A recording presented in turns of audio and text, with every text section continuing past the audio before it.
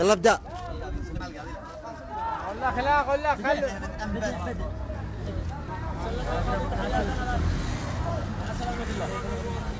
يلا بسم الله.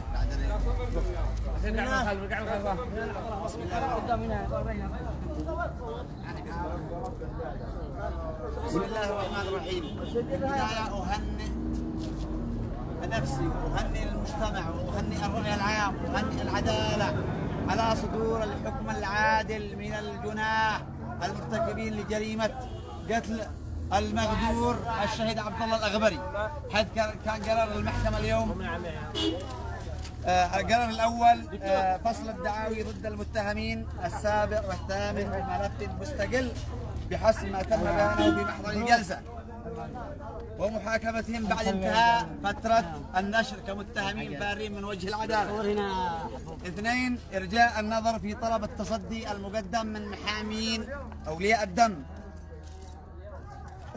إلى حين الفصل في الواقعات المتهمين المقدمين كفارين من وجه العدالة، وهما المتهم السابع والثامن.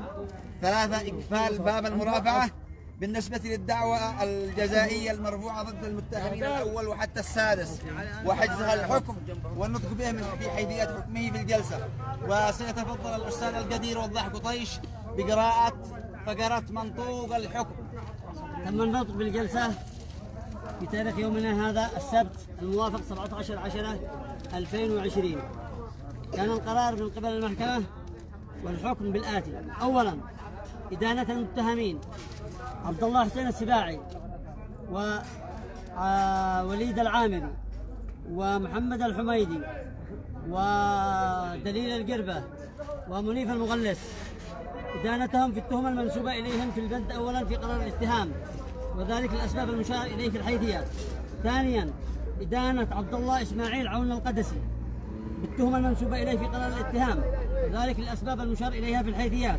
ثالثا، معاقبة جميع المتهمين من الأول حتى الخامس، وهم عبد الله حسين السباعي، وليد العامري، محمد الحميدي، دليل القربة، منيف المغلس، إدانة معاقبتهم بالإعدام قصاصا، وذلك رميا بالرصاص حتى الموت لقتلهم عمدا وعدوانا المجني عليه عبد الله قائد عبد الله الأغبري وفقا للمشار إليه في الحيثيات.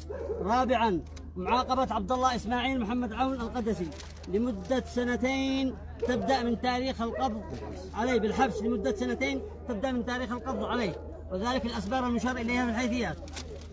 خامسا، مصادرة المضبوطات المشار إليها في قرار الاتهام، وذلك للأسباب المشار إليها في الحيثيات. سادسا، إلزام المتهمين من الأول وحتى الخامس بدفع أغرام ومخاسير التقاضي لأولياء دم المجني عليه عبد الله قائد الأغبري، وذلك مبلغ وقدره 400,000 ريال، ذلك ما حكمت به المحكمة. عاشت العدالة. عاشت العدالة. عاشت العدالة.